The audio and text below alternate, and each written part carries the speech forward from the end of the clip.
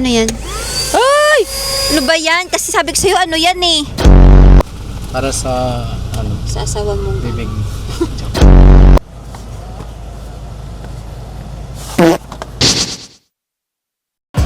What's up mga tropa? Tanong ko lang, naalala nyo ba yung feeling na meron kayong binili para sa sarili nyo? Sobrang excited kayo, di kayo makatulog kasi marami kayong bagay na gustong gawin dun sa bagay na yun or kasama yung bagay na yun. Well, ito ang nararamdaman namin ngayon. At last, nakabili na kami ng sarili naming sasakyan dito sa Pilipinas. This is a Ford Everest Trend 2 2017. Yes, second hand siya guys kasi hindi naman namin afford yung brand new. So, second hand na lang muna. Hindi rin ako fan nung hulugan. So, pinag-ipunan ko talaga siya at binili namin ng cash. Napakarami naming, napakarami kong biniling mga bagay or accessories para dito sa sasakyan na to bago kami umuwi. At isa tong vacuum na to kasi sa totoo lang medyo meticuloso ako sa cleanliness ng sasakyan. Ano yan? Ay! Ano ba yan? Siyempre, kahit kasi yun naman siguro gusto yung sasakyan palaging malinis. So, I think very basic lang tong necessity na to. Ito namang 5D matting na to, binili ko siya. I guess it's a good investment kasi at the same time it's a protection sa flooring ng sasakyan mismo. Yung plastic like texture niya or build niya ay maganda, hindi mahirap linisin, pwedeng mabasa at pwedeng maalikabukan, maputikan o kung ano man at madali lang siya linisin. So I made sure na bumili ako niyan. Actually nagpa-install din ako dito ng dashcam. Maririnig-rinig nyo yan dyan sa video. Baba ka muna siguro. I think good investment din yan. Siyempre sa security na sasakyan habang bumabiyahe ka at kapag nagpa-park ka. Pati GPS, naglagay din ako ng GPS dito sa sasakyan na to along with the other accessories. Ano ba naman yan? Sige na, sakay ka na doon. Sakay ka na, isara mo. Yun na nga guys, dahilan kung bakit bumili kami ng sasakyan kasi hindi dahil gusto ko lang kasi kailangan din talaga namin every time na uuwi kami ng Pilipinas nanghihiram lang na kami ng sasakyan sa family ng misis ko. So I thought malaki na yung pamilya natin, dalawa na yung anak natin. I think it's about time na bumili naman tayo ng sasakyan natin. We made sure na this is a need at ready kami bago bilhin to sasakyan na to.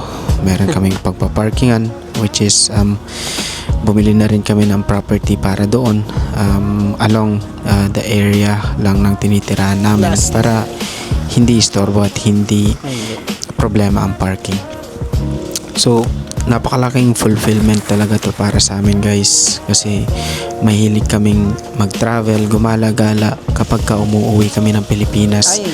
Kaya it's a must talaga na meron kaming sasakyan and not just a car, something na spacious at magagamit namin for long drives at syempre dapat kasama yung family. So malaking sasakyan talaga yung kinuha namin tulad nitong Ford Everest na to. Siguro may mga magtatanong, bakit second hand? Bakit Ford? Napakalaki ng maintenance niyan, sirain yan. I think I disagree to that point. Yes, siguro merong stigma ang Ford sa Pilipinas about those kind of things. Pero tingin ko it all comes down to responsible ownership. Honestly speaking, hindi ito ang first car ko. Meron din ako sasakyan sa UAE. Second hand din. At hindi siya Ford. Mitsubishi siya. So, I don't really praise the brand pagdating sa reliability ng sasakyan. Kundi, I consider the responsible ownership for the car being reliable. Kasi, kung bibili ka nga ng sasakyan na expected to be reliable pero hindi ka naman responsible, then hindi tatagal yung sasakyan, di ba? So, nasa owner pa rin yan kung gaano ba tatagal ang sasakyan mo, kung paano mo gamitin, kung paano mo alagaan, at kung paano mo pahalagahan. Ito nga pala guys, nagdagdag ako ng itong AirTag na to para sa sasakyan. At ito namang AirTag pero ibang brand para naman sa susi. Again, para lang sa security at para alam natin kung nasaan yung sasakyan natin kahit na nasa ibang bansa tayo. Iba pang necessities tulad niyang phone holder at sanitizer. Makikita nyo masyalan talaga tayo sa sasakyan.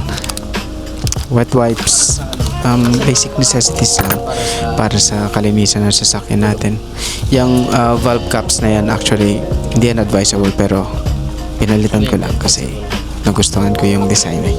May mga panglinis pa ako actually binili dyan pero hindi ko na no-videoan, pero all basic things lang naman. Ayan, yan pala yung payong na dahilan kung bakit binili namin yung sasakyan. Joke lang. Anyway guys, ito yung susi, duplicate key. Pinagawa ko yan guys kasi nawala daw ng previous owner yung susi. So it's okay, not a big deal. So pinagawa ko na rin at I made sure na gumagana. Ito namang phone holder na to, ginagamit ko siya sa UAE. Tulad ng sabi ko dyan, bumili lang din ako sa Amazon at dinala ko sa Pilipinas at syempre kinabit ko sa sasakyan. Actually guys, during our vacation, I made sure na magbigay ako ng oras para ipa-PMS yung sasakyan, ipa-detail siya inside and out, at syempre asikasuhin yung mga papeles para may pangalan sa akin or may transfer yung ownership sa akin. Yun na nga guys, kahit si Mrs. Sobrang saya niya dito sa sasakyan na binili namin. Of course, it's a mutual decision, kaya masaya kami parehas. Kita nyo nga dito, excited siyang tingnan yung mga buttons, kung ano ginagawa. Big achievement talaga siya para sa amin guys, kasi naaalala ko dati nung nagtatrabaho pa kaming dalawang mag-asawa sa Pilipinas. Commute lang kami dati para makapunta sa trabaho hanggang dumating yung time na pahiramin ako ng kuya ko ng motor. So yun naman ang ginamit namin para sa aming transportation to our work. Actually dati pinangarap ko talaga magkaroon ng big bike, pero napatunayan ko na kapag nagkapamilya ka na, magbabago na ang priorities mo. Nung nakapag-abroad kami at eventually nag-start kami ng family namin, nagkaanak na, at nakita namin yung convenience ng sasakyan sa ibang bansa. So nag-decide din kami na bumili ng family SUV dito sa Pilipinas. Yun na nga guys, masasabi ko lang, kung kaya mo bilhin ng isang bagay, go ahead. Make sure na all of the needs is accounted for before you buy something na tingin mo na hindi naman 100% ay kailangan. Make sure na you have something na mabubunot mo in case of emergency. And if everything is covered, then go ahead. Pera mo yan.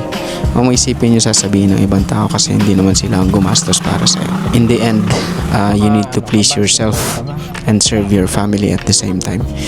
Just make sure na your family is secured, and if everything is okay, go and get yourself a simple treat as long as it is within your budget. Ganun lang kasimple. Sana na-inspire kita dito sa video na to.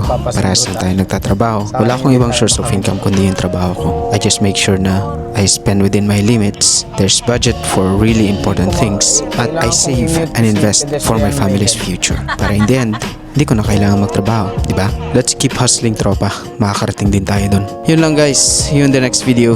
Bye-bye.